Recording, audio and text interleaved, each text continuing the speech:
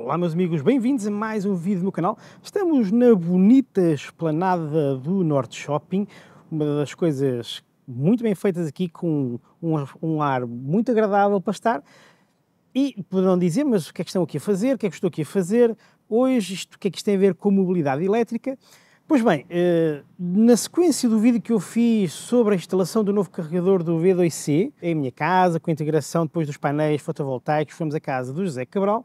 Muitos de vocês contactaram-me, colocando algumas dúvidas sobre a integração dos painéis fotovoltaicos com um carregador, a melhor forma de obter a energia e tudo mais, e eu fui respondendo dentro da medida daquilo que podia, mas achei que podia fazer aqui um pequeno vídeo que pudesse ajudar-vos a clarificar, todos vocês, algumas das dúvidas mais comuns que existem com a integração de painéis fotovoltaicos e carregadores e energias renováveis, eletrificação de carros e tudo mais. E por isso decidi trazer aqui um convidado especial, o Hugo.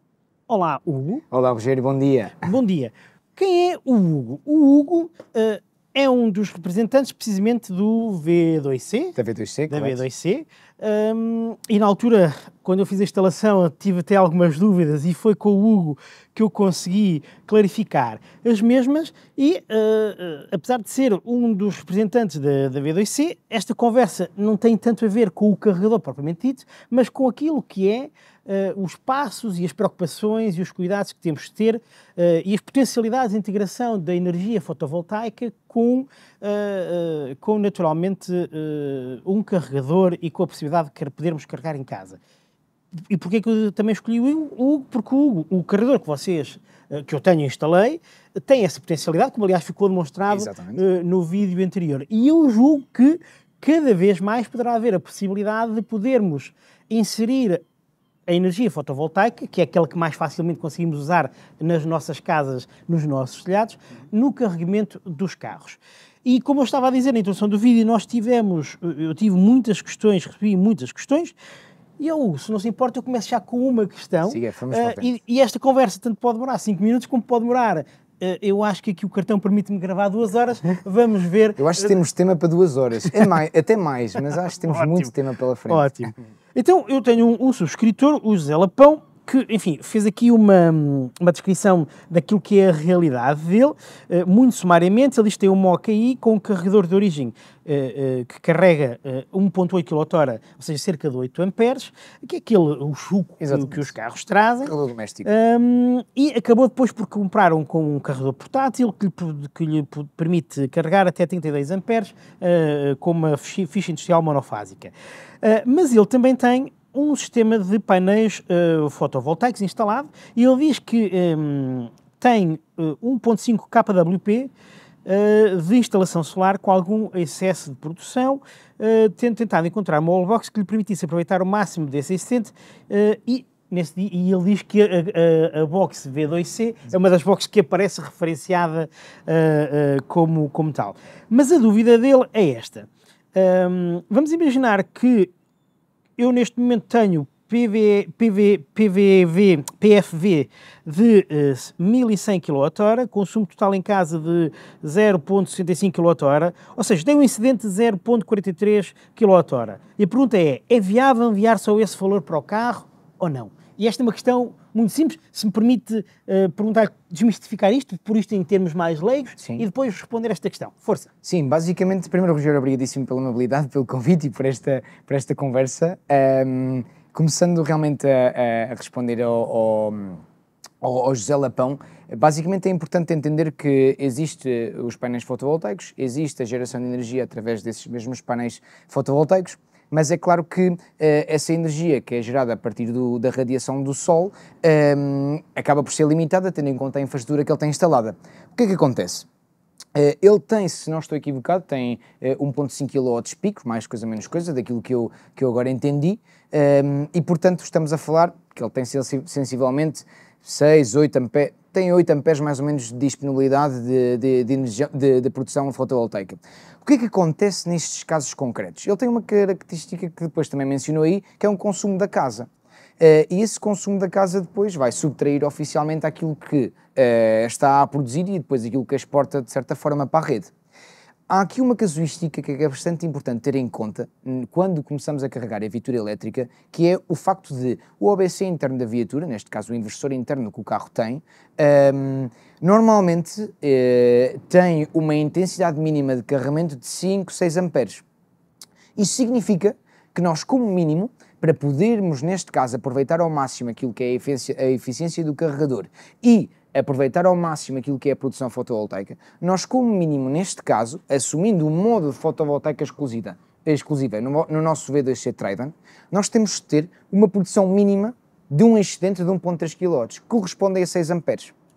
Ora então, de forma muito concreta para o José Lapão, assumindo que ele tem um excedente de, já não me recordo, 500 watts, mais ou menos, mais coisa menos coisa, ou 600 watts, que é o 1.6, 1.5 kW, 0.6, 0.5 kW. Ele diz que portanto, os excedentes são de 5.5 kWh mas o pico normalmente é de 800, 900 Wh. Exatamente, ou seja, ele está a colocar em teoria na rede 0.8 kW. Isso significa que, estando a exportar 0.8 kW, não nos chega ao valor mínimo que o carro permite absorver.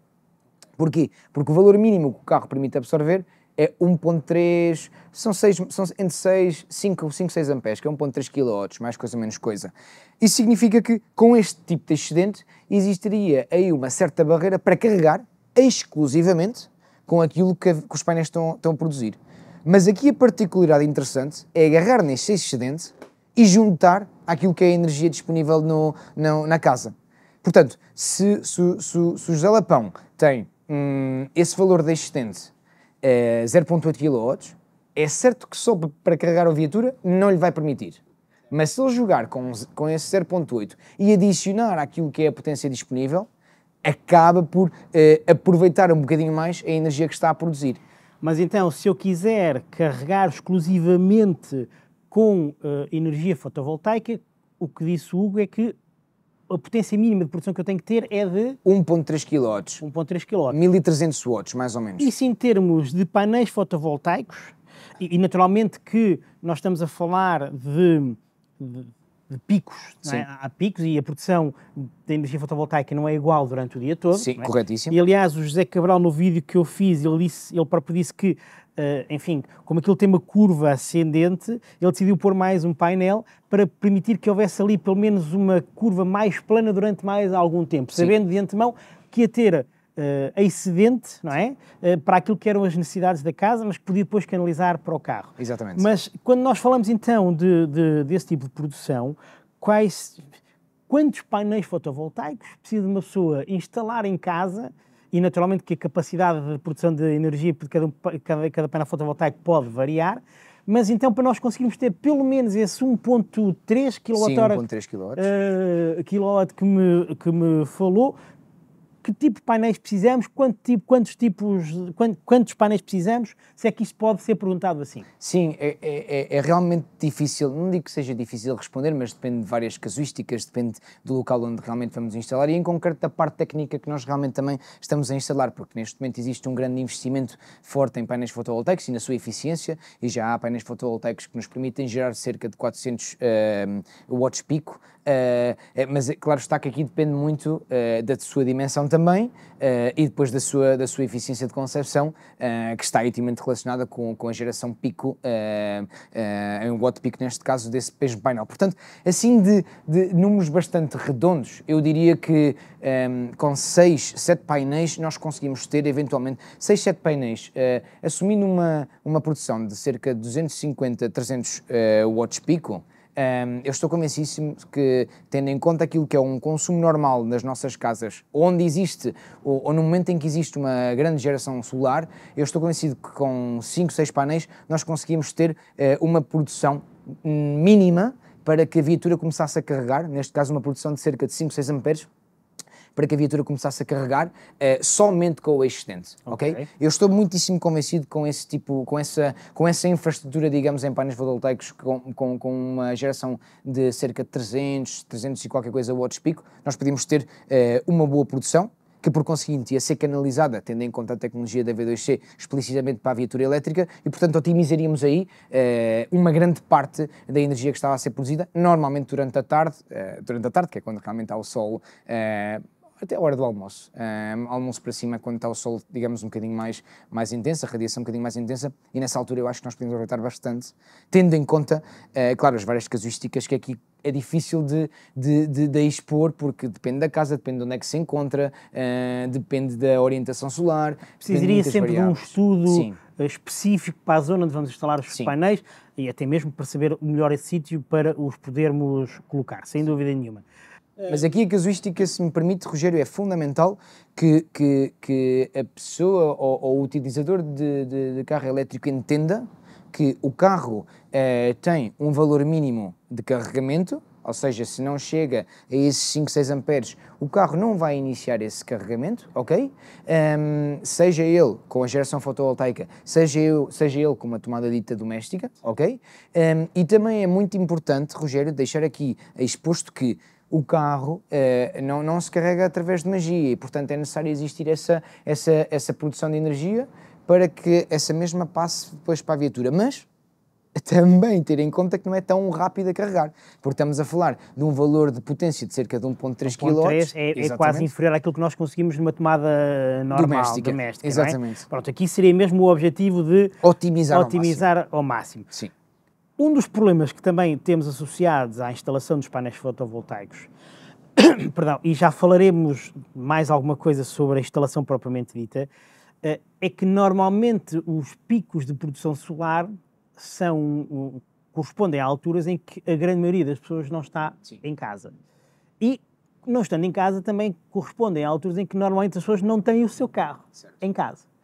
E aquilo que rapidamente poderia passar na cabeça das pessoas é, ok, instala-se aqui uma bateria, produz-se a energia fotovoltaica, acumula-se nas baterias e à noite, quando eu chegar, uso essa energia, seja para carregar o carro, seja para abastecer a casa propriamente dita. Isto seria o ideal em termos de produção, de aproveitamento da energia solar para a produção da energia elétrica. Mas, naturalmente, que isto tem um custo associado. Hoje em dia, já não é tanto. Os painéis fotovoltaicos são caros, mas com os apoios que existem a coisa ainda vai sendo aceitável, mas hoje em dia, ainda, pelo menos nos tempos que correm, instalar uma bateria em casa tem um custo associado elevado quando comparado, se calhar, com todo o resto da instalação. Sim. Ainda assim, acha que para quem tiver possibilidade económica é a solução que a longo prazo compensa economicamente ou não? Aqui temos um tema bastante interessante, que é o tema no médio e longo prazo, e depois temos o tema que é no curto prazo. De certa forma é certo que o investimento é avultado quando já começamos a colocar baterias de armazenamento no sistema fotovoltaico. O Trident em concreto, o V2C Trident, tem a possibilidade muito interessante de comunicar com determinados inversores do mercado e, portanto, comunicando com esses inversores do mercado, consegue saber a percentagem das baterias que foi acumulada e fazer uma gestão minuciosa dessa eficiência. Portanto, assumindo que existe um capital para investir em baterias no curto prazo, assumindo que existe um sistema robusto onde essa energia acaba por ser gerada durante a tarde, onde nós não estamos em casa, portanto chegamos à noite e agarramos nesse acumular de energia para a viatura, o Trident consegue comunicar diretamente e, portanto, consegue identificar percentagens e dar prioridades, bateria casa, bateria carro, ok? Este é no curto prazo a possibilidade que nós temos para otimizar ao máximo, mas há aqui um aspecto que daria um tema brutal de conversa e se calhar também deixo aqui um mote para uma segunda tertúlia e se calhar com mais intervenientes, que é aquilo que nós neste momento vemos no futuro como uma grande realidade. Que no futuro nós temos, e atualmente já presente, nós temos veículos e viaturas elétricas, em concreto carros elétricos, com 60, 70 kWh de armazenamento em baterias, ou seja, estamos a falar de uma grande quantidade de energia que se pode armazenar numa viatura com 4 rodas, que se desloca de A a B todos os dias para fazer, digamos, as suas deslocações. E o giro é justamente sair desse A, carregar com grande parte da energia que é gerada através dos painéis fotovoltaicos, assumindo que por acaso até estamos a fazer teletrabalho, tendo em conta aquilo que são as nossas possibilidades atuais, e portanto estamos nesse ponto A carregar a viatura elétrica com todo esse assistente que falámos há pouco, e portanto tudo que é a geração da energia através da radiação solar acaba por ser de certa forma integrada nas baterias, e depois agarramos na viatura elétrica e vamos de fim de semana até uma casa na aldeia, que neste caso felizmente todos temos já eletricidade, mas se calhar a potência contratada é bastante reduzida e portanto acaba por ser difícil ter um conjunto de equipamentos lá ligados. Então agarramos nessa bateria que foi carregada no ponto A de forma drasticamente eficiente e praticamente grátis, porque estamos a falar da radiação solar que é para todos, e agarramos nela, levamos para a casa da aldeia e temos a possibilidade de fazer com que esse mesmo carro possa passar energia para a casa. Okay. E isto é o médio e longo prazo que nós aqui identificamos como brutal. Estamos a falar da função vehicle to load, não é? Que já alguns carros já trazem. Sim. Nomeadamente, tanto quanto sei, pelo menos os Kia e os Hyundai Sim. já trazem, alguns Nissan também já trazem essa possibilidade, mas enfim, no fundo a possibilidade de usar a bateria do carro não só como uma forma de acumular energia, mas também como uma forma de depois poder usar a energia que tem acumulada não só para o carro, mas também para outras estruturas. Sim, é certo que isto tem que ser dialogado no médio e longo prazo, já existem muitas inovações, já existem muita tecnologia que está a mexer em prol desta nova vertente, mas é certo que temos de ter vários players, temos de ter a legislação, temos de ter as políticas, temos de ter também os fabricantes das viaturas preparadas para que esses ciclos de carga e descarga estejam estudados, para que depois não exista degradação das baterias dos carros. Essa era uma questão que, aliás, essa sua provocação levanta logo duas questões. Primeiro, se os carros hoje em dia que têm o sistema Vehicle to Load permitem ou não permitem já, sem mais nada, ou o que é preciso para poder usar a energia que tem na bateria para alimentar a casa. E segundo, é o problema da degradação da bateria, porque cada vez que eu faço uma carga e descarga, vou afetar os ciclos de vida dessa bateria. Sim. E, portanto, a longo prazo isso poderia ter aqui algumas consequências. Sim. Mas diga-me, então, os carros hoje em dia que têm este sistema de poder usar a energia que tenho na bateria para alimentar pelo menos eletrodomésticos e tudo mais, já consigo usar esse sistema integrado nos carros para alimentar uma casa normalmente ou não? Ainda é um bocadinho limitado, aliás, eu ainda diria que é significativamente limitado, primeiro porque os estudos que existem, aliás, os fabricantes sabem e são muito minuciosos na coisa, mas ainda são significativamente reduzidos, tendo em conta a incipiência da tecnologia de baterias, neste caso as que estão a ser aplicadas atualmente, mas ainda, ou seja, existe uma limitação técnica para podermos aproveitar essa energia atualmente das viaturas que permitem passar a energia do carro para a casa, e depois também ainda estamos a falar de um curto espaço de tempo para poder avaliar o comportamento dessa bateria no médio e longo prazo. Estou muitíssimo consciente que grande parte dos fabricantes eu até diria a maioria dos fabricantes de veículos que se estão neste momento a focar bastante em veículos elétricos, estou bastante consciente que eles têm um mote muito focado nessa lógica, porque atualmente o grande problema de certa forma da humanidade não é a própria produção da energia, independentemente da fonte que seja, é o armazenamento da energia, porque nós produzimos e tudo o que são sistemas de produção para gerar essa energia tendencialmente acabam por não poder parar quando não é fonte renovável. E, portanto, a dificuldade está no armazenamento. E estou convencidíssimo que esses fabricantes estão a trabalhar de forma bastante séria, em concreto em colaboração com empresas como a V2C, como qualquer outro player no que concerne ao armazenamento, carregamento e gestão da energia, para que todo este ecossistema se possa comunicar. Porque nós estamos à frente da nova transição energética e há pouco em off estávamos a comentar um pouco daquilo que era a nova tendência energética, as consequências que nós estamos a ter das vicissitudes da guerra contra a Rússia e a Ucrânia, as dificuldades naquilo que é o custo do quilowatt-hora e, portanto, existe um caminho muito sério naquilo que é a eficiência energética, um caminho muito sério naquilo que é a sustentabilidade, porque depois existem muitas outras características que é, ok, nós temos a bateria, mas a bateria também é gerada por um conjunto de componentes, mas também sei, e nós sabemos, Rogério, que esses componentes estão tendencialmente também a mudar, porque estão a existir muitos novos estudos para a concepção de baterias bastante mais eficientes daquelas que nós temos atualmente. E com componentes diferentes. E com componentes bastante diferentes, que depois vão promover também ainda mais a sustentabilidade daquilo que é o nosso planeta e o planeta Terra. E isto não é conversa realmente da treta, é real, porque existe um foco muito forte. E eu estou, estando nós dentro daquilo que é a rede, estando nós dentro daquilo que é o sistema de mobilidade elétrica, com todos os players, storage, energia, carregamento, veículo, fabricante, componentes para fazer toda essa assemblagem, esta comunicação é tão forte nesta teia que eu estou drasticamente convencido que no médio prazo, depois de termos a parte legislativa também, ou política de certa forma, no concernado à legislação, porque temos de ter uma legislação que também proteja o próprio indivíduo, para que essa energia passe da viatura para a casa. Ou seja, quando essa legislação técnica também estiver trabalhada, nós temos aqui um conteúdo muito interessante para fazer com que as viaturas que atualmente têm algumas limitações mais técnicas possam passar mais energia para a casa. E porquê? Porque há muito dado.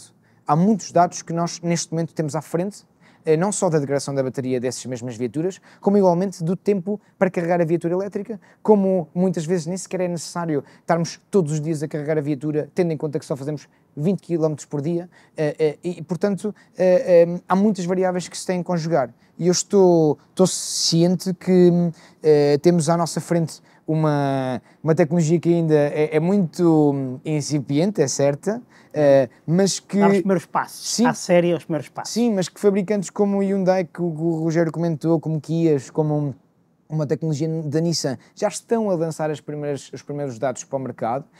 Para lançar os primeiros dados é porque a tecnologia de baterias que eles estão a ter já lhes permite dar uma certa garantia, porque essas marcas jamais na vida vão lançar algo que lhes possa depois correr mal no que concerne ao storage, porque a bateria é um dos maiores medos que o utilizador acaba por ter. E portanto, em conclusão é isto, existe uma força muito séria, os fabricantes estão plenamente conscientes, existe uma comunicação muito forte também entre os players que estão no mercado, para que consigamos ter essa eficiência e aumentar também, de certa forma, esta sustentabilidade de todos os interlocutores, intervenientes e componentes do sistema. Ok, mas e então, pergunto novamente, eu tendo um carro que tem essa possibilidade de, neste momento, imaginando um Kia, Hyundai, que me permite já carregar alguns aparelhos, sim, usando a energia da bateria, a bateria grande, não a bateria de 12 volts, naturalmente, eu hoje em dia, se eu quiser usar esse carro para agora alimentar a minha casa, posso ou não posso? A tecnologia de viaturas atuais, como no caso do Hyundai e do Kia, pode, temporalmente, a uma limitação, se não estou equivocado, técnica, mais ou menos a 16 amperes. Estamos a falar de 3,4 kW, sensivelmente, máximo topo. Portanto, isso significa que... Se eu tivesse 3 ou 4 aparelhos em casa ligados que me pedissem mais que os 3,4 kW, já não poderia, não é? Sim. Daí que normalmente o que nós vejamos seja ligarmos o micro-ondas ao carro, exatamente, ou ligarmos a máquina de café, ok. Mas... E de forma ainda bastante temporal. Ok. Sim, portanto, não estar ali descarga constante e contínua, no fundo aquilo que nós faríamos com uma tomada normal, com várias tomadas normais, quando temos em casa. Certo. Muito bem. Dando 2 passos para trás ainda, e no que diz respeito à instalação fotovoltaica, naturalmente quando nós, hoje em dia, fizermos uma casa, se quisermos construir de raiz, e se quisermos integrar já a tecnologia da produção fotovoltaica, integrá-la com um carregador para depois podermos carregar os nossos carros elétricos, é relativamente fácil fazer do zero toda esta estrutura, mas a grande maioria das pessoas que hoje ou amanhã comprem um carro elétrico já vivem ou num prédio, sim, ou já vivem numa casa e, portanto, têm que lidar com a estrutura elétrica que já têm montada. Sim. A minha pergunta é: que cuidados deve ter o consumidor que pretende fazer uma instalação fotovoltaica e usá-la para depois não só abastecer a sua casa com aquilo que é possível, mas também o seu carro? Que cuidados deve ter em termos de cabelagens, de instalação, enfim, se é que me pode ajudar a clarificar isso e clarificar aqui quem está a ver o vídeo. Sim, aí é tal coisa, tocamos num ponto que eu estou à vontade, mas não estou 100% à vontade, porque acaba por não ser a minha área de atuação, oficialmente, falando por causa da parte da instalação fotovoltaica, ainda que a V2C seja um complemento à energia renovável, acaba por não tratar e trabalhar a parte da instalação, mas é certo que é necessário alguns cuidados, porque nós vivemos, neste caso Portugal, tem locais com infraestrutura elétrica bastante antiga, com coisas bastante arcaicas, portanto é necessário e fundamental termos em consideração a empresa que nos vai fazer o orçamento para instalar esses painéis fotovoltaicos ou esse conjunto de sistema, esse ecossistema de energia renovável tem que ser significativamente credível, com alguma experiência, porque muitas vezes em apartamentos a passagem de cabos também é muito dificultada, todos infelizmente também sabemos que às vezes a passagem da própria cabelagem do local onde nós temos ou onde pretendemos instalar os painéis fotovoltaicos é inviável porque por vezes passa em espaços comuns, portanto aí a minha consideração oficialmente é ter em conta empresas de referência que estão habituadas, conheçam e acima de tudo que possam dar uma certa consultoria ao utilizador, e acompanhamento, e que visitem, porque é muito importante neste caso visitar, tendo em conta as variedíssimas casuísticas da infraestrutura. Portanto, vai ser complicado eu explicar cabelagens, acabam por ser... Então eu pergunto de outra forma, o vosso carregador, para funcionar como deve ser em rede com uns painéis fotovoltaicos, que características mínimas é que tem que ter a rede e o próprio sistema de produção fotovoltaica? Sim. Em primeiro lugar, voltamos outra vez ao ponto para aproveitar que é, como mínimo, uma instalação de 1.3 kW, ok? Para pelo menos sermos eficientes e tentarmos carregar somente com o excedente que estamos a produzir. E depois, no que concerne a instalação em si do posto de carregamento da V2C Trident, simplesmente ou uma comunicação via cabo de rede, não para passar a internet, mas para fazer a nossa leitura via Modbus, com o quadro da energia total, para medir a energia total da instalação, ou se tivermos um sistema um bocadinho mais fácil, via wireless ou powerline, ou dependendo de como está a instalação feita, internet, ou seja, Wi-Fi. Wi-Fi que pode ser gerado através de vários meios. E, portanto, a nossa intenção, e a V2C Trident neste caso tem que ler a energia total da instalação, que é casa, mais carro, mais, entre aspas, a energia que estamos a produzir, e a partir daí, tendo em conta a configuração, tendo em conta a característica da instalação, ou por cabo de rede, não para passar a internet, mas para comunicar entre o nosso slave de medição e o carregador, ou com outro slave como o Shell EM ou outro medidor sem fios, com o internet. Não sei se foi suficientemente explícito. Sim. Já agora, para que também fique claro, apesar de todas estas potencialidades, o vosso carregador pode funcionar como um carregador normal, sem uso dessas potencialidades. Sim. Basicamente, atribuir-lhe fonte de energia e depois ligá-lo a um carro sem problema nenhum. Porque há pessoas que também não têm possibilidade de fazer passagem de internet para o lugar de garagem. Isso não é impedimento para o carregador funcionar. Este ou qualquer outro, em bom rigor. Exatamente, em bom rigor. Este ou qualquer outro. Isso que me está a dizer é apenas para aproveitar ao máximo as potencialidades desse carregador ou de qualquer outro carregador que ali se instale que tenha essas possibilidades. Sim, isso é certo. Muito bem. Diga. Então, basicamente é somente para reforçar aquilo que o Rogério estava a mencionar, porque é real, ou seja, a V2C Trident em concreto tem estas características, tem todas estas conectividades, tem todas estas variabilidades que nos permite, como utilizador, depois absorver dados, conhecer os nossos perfis, mas objetivamente se acabarmos por estar no -3, onde não temos acesso a rigorosamente nada, não há problema, porque ele também pode ser considerado um plug and charge e em local, via Bluetooth, podemos analisar e verificar essas coisitas todas, mas não sem nunca ter todas as partes de conectividades que em teoria com o Wi-Fi poderíamos ter. Portanto, acaba por não existir uma barreira na utilização do carregador -3, acaba por ser simplesmente um mais, mas é certo que em qualquer momento temos essa possibilidade, ele fica aberto para tudo e mais alguma coisa que o utilizador queira absorver, mexer, tocar, entender. Bem, só não faz é o jantar. Infelizmente. Pelo menos para já. entre, e vamos usar esta linguagem leiga, apesar de não ser tecnicamente mais correta, mas entre carregar numa corrente, uma tomada normal de casa, uma tomada doméstica, entre carregar com um carregador, vamos chamá-lo assim, não sendo um carregador portátil, que vocês também têm, que eu também já aqui falei no canal, foi o primeiro, aliás, o primeiro carregador que eu adquiri, ou um carregador wallbox de parede, para além, naturalmente, da velocidade de carregamento e, portanto, da maior rapidez ou menor rapidez que nós conseguimos carregar as baterias, certo. Quais são os perigos e as vantagens de cada um deles? Se é que me consegue explicar? Sim, em primeiro lugar, que é uma questão técnica que depois no longo prazo vai ter uma certa influência, que está relacionada com algumas pequenas perdas que possam existir quando utilizamos o normal carregador doméstico com a tomada doméstica.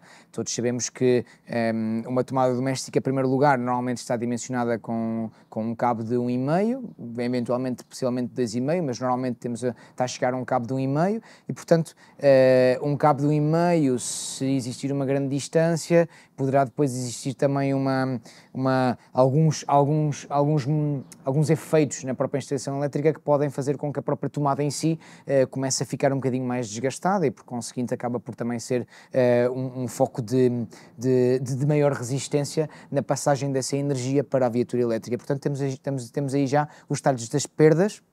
E depois também porque a doméstica em si, a tomada doméstica, a tomada Schuko, normalmente não está protegida com o seu disjuntor, com o seu diferencial, pois preparado para a viatura elétrica. E, portanto, estamos a falar de uma tomada que pode ser utilizada para um secador de cabelo, que está aí durante 5, 6 minutos, bem, secador de cabelo, ainda por cima, não sei porque é que eu me fui lembrado do secador de cabelo, mas que estamos a utilizá-lo durante 5, 6 minutitos a secar o cabelo, e depois temos um carregador, digamos, portátil que se conecta a uma tomada doméstica que está muito mais longo. Exatamente. Isso põe muito mais pressão sobre aquela instalação, sim, sobre a capacidade que a própria tomada tem de dissipar o calor e de tratar o calor. Exatamente. Okay. Não quero aqui colocar nenhum tipo de barreiras, porque é certo que normalmente, 99% das vezes existe o seu respectivo disjuntor, 16 ou 10 amperes a proteger essa mesma tomada e, portanto, se existir algum tipo de inconveniente, ele vai saltar e vai fazer com que o próprio carregamento pare. Só para não ter nenhum tipo de medo. Sim, claro. Aliás, eu fiz um vídeo em que perguntava mesmo se nós precisávamos, para aquilo que é o nosso dia-a-dia, de um carregador ou se podíamos alimentar o carro, basicamente com a tomada Schuko, que vem, aquela de 12 amperes, que vem. E em termos de capacidade de carga ao final de um dia, ao final de uma noite, eu demonstrei que, pelo menos naquele carro em questão, seria facilmente possível para as necessidades diárias das pessoas de 30, 40 km usar uma tomada dessas. Agora, naturalmente, é preciso termos em atenção que há questões técnicas da própria tomada, da própria instalação, que podem não aconselhar a que se use de forma contínua e constante uma mesma tomada para fazer cargas prolongadas de um carro elétrico. Sim, não é? Eu aí estou totalmente de acordo e existem bastantes empresas no mercado que são especializadas na modalidade elétrica e, portanto, aí é imediatamente dar um toquezito, ligar para essas empresas e perguntar a alguma consultoria, elas tenho a certeza absoluta que vão avaliar e, por conseguinte, dar a melhor sugestão para que o utilizador não tenha problemas em carregar com o carregador, digamos, doméstico. Mas depois há também aquelas tomadas ditas para carros elétricos, que suportam uma amperagem maior, não muito maior. Essa simples a substituição de uma tomada antiga por esta simples tomada pode não ser ainda assim suficiente. Corretíssimo. Aqui é importante que, temos a parte física, que é a nova tomada mais robusta, de certa forma, para que, primeiro, para que não tenha problemas no que concerne ao aquecimento, mas objetivamente que a montante dessa tomada, se nós modificarmos só a tomada Schuko por uma nova mais robusta, nós não sabemos como é que está a montante dessa tomada. E essa avaliação, essa verificação, essa análise deverá existir simplesmente por uma questão de segurança por parte do próprio utilizador. Porque simplesmente mudar uma tomada Schuko doméstica banal das nossas casas por uma um bocadinho mais robusta que suporte o aquecimento, simplesmente só isto, não acredito que seja beneficioso, ou benéfico, aliás. É importante, já que o instalador, já que o eletricista, já que a empresa responsável vai modificar essa tomada, então que avalie também de forma visual o que é que existe, o que é que está instalado, que proteções é que existem, para que em nenhum momento existam incompatibilidades depois a posteriori, tendo em conta essa mudança da tomada para uma tomada um bocadinho mais robusta, ok? Depois, temos os carregadores portáteis, que eu também defendo. Eu tenho um carregador portátil, vamos chamar-lhe carregador portátil, porque o carregamento é feito pelo carregador de bordo do carro. Exatamente. Aquela box apenas serve para fazer a passagem da energia, falar com o carro, para garantir ali que a energia é mais ou menos estável para poder carregar, mas vamos chamar-lhe esse carregador. Eu ando com um no carro, que já me salvou a vida várias vezes, mas para além de poder, com essas ditas wallbox portáteis, conseguir carregar a potências mais elevadas e, portanto, conseguir carregar o carro mais depressa. Muitas delas, as monofásicas, já permitem carregamento de 32 amperes, ou seja, 7.4 kWh, 7.4 kW, o que é bastante mais do que aquilo que é uma tomada normal. E, portanto, apresenta-se nessa perspectiva uma solução melhor, e também com o facto de ser portátil, posso levar para onde quiser, e especialmente quando nós estamos, por exemplo, em condomínios que não têm boxes fechadas, e, portanto, ponho para carregar e depois guardo na garagem. E até mesmo aquelas pessoas que vão trabalhar para um bocadinho mais longe e têm uma tomada, entre aspas, um bocadinho mais industrial, mais preparada, mais protegida, e depois agarram, levam um carregador com eles, e no seu trabalho têm também. Quem trabalha em empresas normalmente tem essas tomadas industriais, conecta outra vez, quando existe a possibilidade, e que também carrega a viatura elétrica um bocadinho mais rápido enquanto está a trabalhar. Sempre limitado pela potência que está contratada. Sim. E pela capacidade da tomada. Sim. Propriamente dita.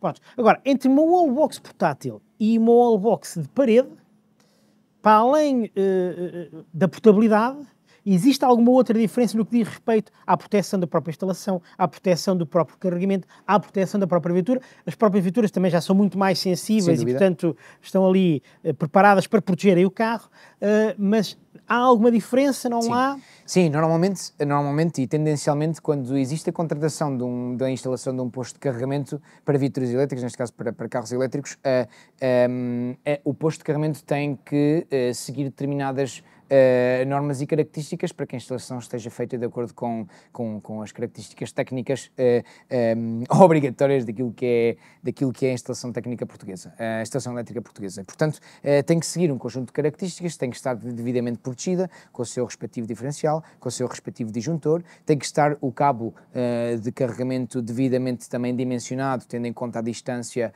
a utilizar desde o ponto onde nós vamos buscar a energia até o local onde temos o carregador instalado, e, portanto, existem aqui um conjunto de características que estão imediatamente inerentes ao posto de carregamento. Uma vez mais, identificação visual daquilo que está, identificação e instalação de proteção elétrica específica individualmente para a viatura elétrica, para o carregador elétrico, peço desculpa, e depois, uma vez mais, a instalação de um cabo de secção devidamente dimensionado para que em nenhum momento existam as tais perdas, digamos, de energia, tendo em conta a secção de cabo que estamos a instalar, ok? E, portanto, com todas estas variáveis, nós temos aqui um posto de carregamento que está instalado ao lado do carro elétrico, que vai carregar tendencialmente todos os dias, que vai carregar tendencialmente 4, 5, depende, claro, dos quilómetros que o utilizador faça, mas vai carregar 3, 4, 5 horitas todos os dias a viatura elétrica, e objetivamente temos aqui um aspecto que é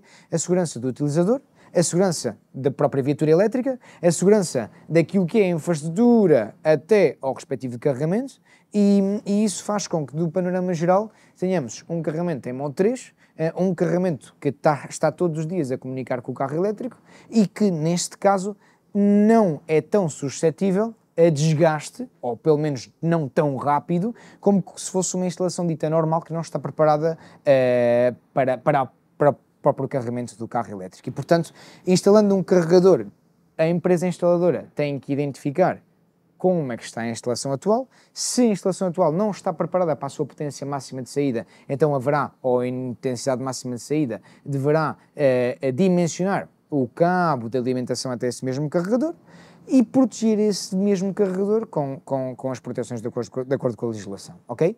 E isso faz, em conclusão, com que tenhamos aqui um sistema absolutamente seguro, onde tenhamos um sistema onde entre carregador e carro a comunicação é significativamente perfeita, porque depois o carro também muitas vezes ele consegue identificar as características da própria instalação elétrica. E se a mesma não está bem, se nós não tivermos uma terra em condições, se nós tivermos tensão no neutro, porque realmente a instalação elétrica já é bastante antiga, poderá existir algum tipo depois de incompatibilidade a carregar o carro elétrico. E o utilizador dito normal acaba por não estar, infelizmente, não digo infelizmente, mas é normal, não está preparado para estas características técnicas elétricas.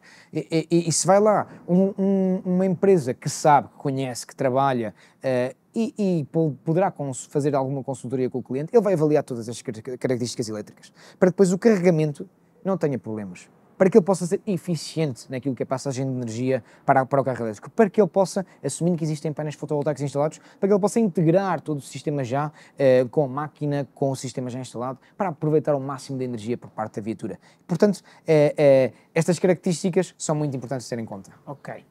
Última questão, até porque esta entrevista já está longa e nós começamos aqui a derreter, daqui a bocadinho com o calor. Estavam para ir para a praia. Tá. Painéis ainda em relação aos... agosto. ainda em relação aos painéis fotovoltaicos e a instalação, há uma questão que quem começa a fazer pesquisa de mercado, há uma das coisas que começa sempre a ouvir falar, que é inversores. Sim. Microinversores, inversores híbridos, Sim. Enfim. O que é que, se é que pode dar-nos alguma nota disso, o que é que se aconselha, o que é um inversor antes de mais, e as vantagens e desvantagens dos vários tipos de inversores, assim de uma forma muito sucinta, se for possível. Sim, de forma bastante sucinta, um inversor não é mais nada menos não é mais nada menos que um elemento com uma máquina, com um dispositivo. A produção da energia fotovoltaica é produzida em corrente contínua, em DC, neste caso dos painéis fotovoltaicos vai até o inversor e ele converte de certa forma essa corrente contínua em corrente alterna, ok? E depois, alternada aliás, e depois essa corrente é a tal corrente das nossas casas, é a tal corrente que nós temos no nosso dia-a-dia a ser utilizada para todas as necessidades que nós temos na nossa casa. E portanto, basicamente é um elemento que transforma, de certa forma, a energia de DC para AC, ok? No que concerne aos microinversores, inversores, aí depende muito do que é que nós estamos a instalar. Se nós colocamos uma placa fotovoltaica simplesmente para ajudar a produzir um conjunto de watts, então se calhar valerá a pena colocar um microinversor, porque estamos a falar de uma produção micro, de certa forma, de energia fotovoltaica, em watts e de forma bastante reduzida. Se temos uma instalação um bocadinho mais robusta, já vai depender de como é esta instalação, se é instalação trifásica ou monofásica, vai depender se realmente vamos ter baterias, storage ou não, vai depender da potência de instalação, da potência de painéis fotovoltaicos pico que nós vamos instalar, portanto vai depender de várias características. E depois existem várias marcas de inversores no mercado, umas que nos permitem ter mais conectividade, outras que nos permitem ter menos conectividade, umas que nos permitem, aliás, eventualmente produzir de cerca de 3,5 kW pico, outras que vai até aos 6,9. Bem, depende um bocadinho da potência da instalação. Existem muitas marcas no mercado, eu aqui deixo um bocadinho a conversa para empresas que trabalham realmente todos os dias com marcas e inversores em concretos. Porquê? Porque elas são as especializadas, elas sabem, elas conhecem, elas identificam o que é que há no mercado, e empresas instaladoras de painéis fotovoltaicos, elas sempre, neste caso energia solar, painel fotovoltaico, eles sempre vão sugerir aquilo que, primeiro, custo-benefício para o cliente, porque tendencialmente a instalação tem que ser competitiva, e depois todo o cliente ter o máximo de conectividade para entender quanto é que está a produzir, quanto é que está a injetar para a rede, basicamente ter os dados nas mãos. E aí muda, aí é onde vamos ver a diferença dos inversores. Uns são mais caros, outros são mais baratos, outros são produção alemã ou israelita, outros são produção chinesa e, portanto, acabam por ter um custo bastante mais acessível. Depende também daquilo que é o suporte. Há muitas características a ter em conta. Para o carregador, faz uma diferença? Para o carregador, de certa forma e de maneira genérica, não faz diferença, porque o nosso carregador pode integrar com todos os sistemas fotovoltaicos, mas de maneira direta, aí já poderá fazer alguma diferença, porque nós comunicamos diretamente com alguns inversores em concreto, inversores da Huawei, GoodWe, Solax, SolarEdge, Fronius. Bem, há aqui uma quantidade de inversores que nós realmente podemos conectar diretamente, tendo em conta que este é o modo de configuração avançada e, portanto, é necessário ter um acompanhamento para essa configuração e características também da instalação para que se possa fazer essa configuração em condições, mas de forma genérica nós podemos integrar com todos eles, porque utilizando já o Slave 2.0 que já vem com o carregador, se temos um inversor de qualquer outra marca que eu não mencionei aqui, também poderá fazer essa gestão, faz essa gestão física com clamps, com CTs, com pinças, de certa forma, para poder medir a energia total da instalação e, por conseguinte, a energia que estamos a exportar ou produzir para fora da instalação ou até mesmo para a instalação em si. Portanto, funciona com todos os investidores. Isto agora, funciona com todos os painéis fotovoltaicos? Sim, o painel fotovoltaico, no fundo, acaba por ser um acessório fundamental. Eu digo um acessório porque é o fundamental, aliás. E aquilo que muda muitas vezes no painel fotovoltaico é a própria eficiência das células que estão instaladas e do próprio fabricante. Portanto, com todos os painéis fotovoltaicos vai funcionar sem nenhum tipo de problema. Não há incompatibilidade. Muito bem. Hugo, obrigado pelos esclarecimentos, obrigado pela ajuda, obrigado por ter suportado este calor que começa agora aqui a lançar-se sobre nós. Imagina a quantidade de quilowatts que neste momento estamos a produzir aqui. É uma das coisas...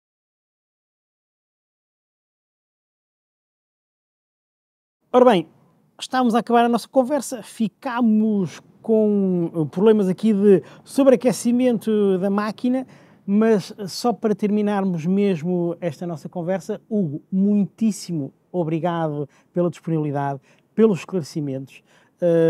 Desejo o melhor da sorte à V2C, que está agora a instalar à séria em Portugal. Espero que o carregador que eu tenho lá em casa nunca me dê problemas de maior. Não vai dar. E se der, sabe onde é que tem suporte e o meu contacto imediato e os colegas. Mais importante do que a marca do carregador é, de facto, as pessoas estarem informadas para saber o melhor produto que devem comprar para a necessidade que têm em casa e para aquilo que querem fazer a curto, médio ou longo prazo. Hugo, uma vez mais, muito obrigado e até uma próxima oportunidade. Rogério, muitíssimo obrigado a todos, espero ter sido realmente explícito. Eu lanço aqui o modo para fazermos também aqui uma coisa um bocadinho maior também, com mais intervenientes, para que todos possam estar ainda mais esclarecidos naquilo que são estes conteúdos da modalidade elétrica e, portanto, muitíssimo obrigado, Rogério, pelo convite, muitíssimo obrigado a todos e foi uma extraordinária conversa. Exatamente. E eu aceito o repto e um dia destes, quem sabe, a gente consiga fazer mais e melhor. Obrigado, cumprimentos. Ora, com licença.